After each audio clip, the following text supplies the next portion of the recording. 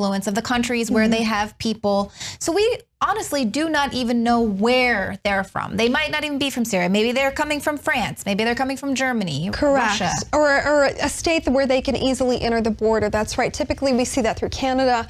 It's much more easy to gain a passport, a visa through Canada than it is the U.S. currently. But our State Department, they're fixing that. They're on it. They're fast-tracking people through. The Washington Post, of all sites, which that tells you something if they're actually covering this. The Islamic State suspected inroads into America. They did a piece, it's 6 days old, where they actually list out people that are IS affiliates, that are IS fighters, that are IS sympathizers, that have already been arrested. Federal prosecutors have charged and arrested 88 men and women around the country. Get this, they are in every major city in the U.S. They actually list out these people that have been arrested and charged. We've got Rochester, New York, Brooklyn, Queens, Staten Island, Queens, Rochester, goes on and on, California, Orange County, San Diego, Anaheim.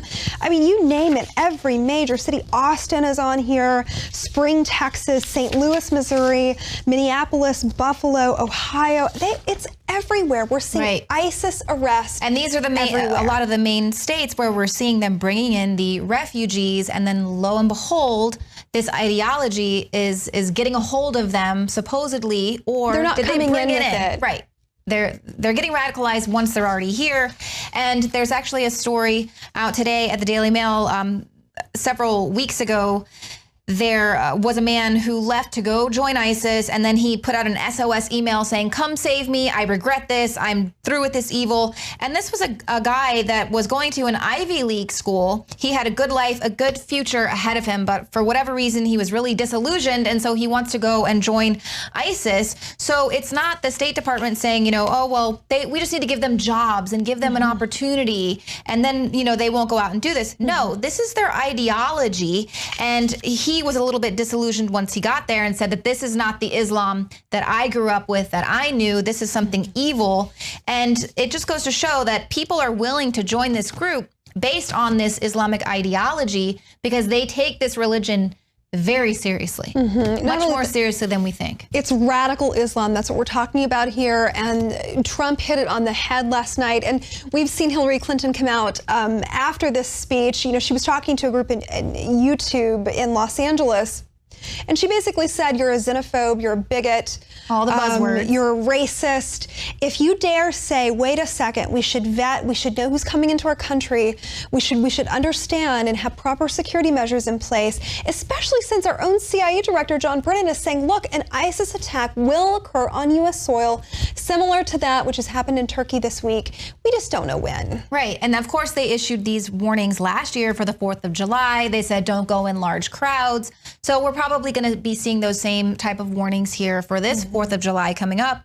But that's just the thing, is like they know it's going to happen. They're kind of getting us, massaging it into us that, you know, just it's going to happen. Even talking about moving TSA checkpoints to the outside of airports. And of course, Alex has been talking about this for years, saying that's what's coming next. We've already seen them moving into stadiums and things like that.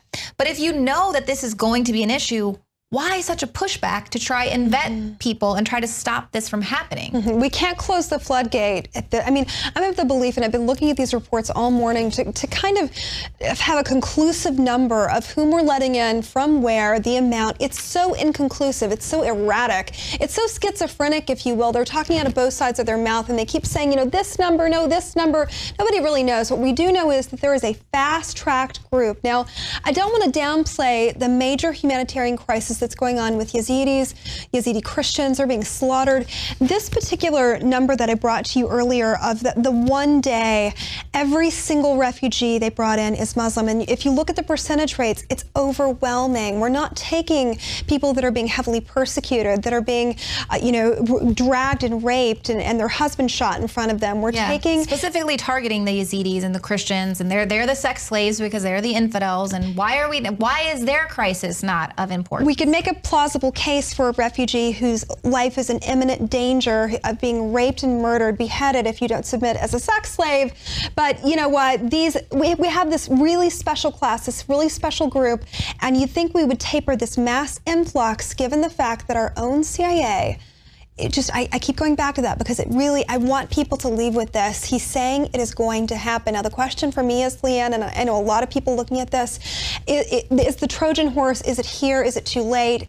Have we already passed the point of no return? I'm hopeful that we haven't, but Trump's words are a caution and just a reality check for anybody looking at this who might be on the fence. Right. And of course, we also had the former CIA director coming out and saying that it's time to do away with the political correctness, because that's actually thwarting their efforts to fight terrorism. Because and Hillary Clinton, even in the face of this, is using the PC, all the buzzwords, to frighten people into speaking out about this.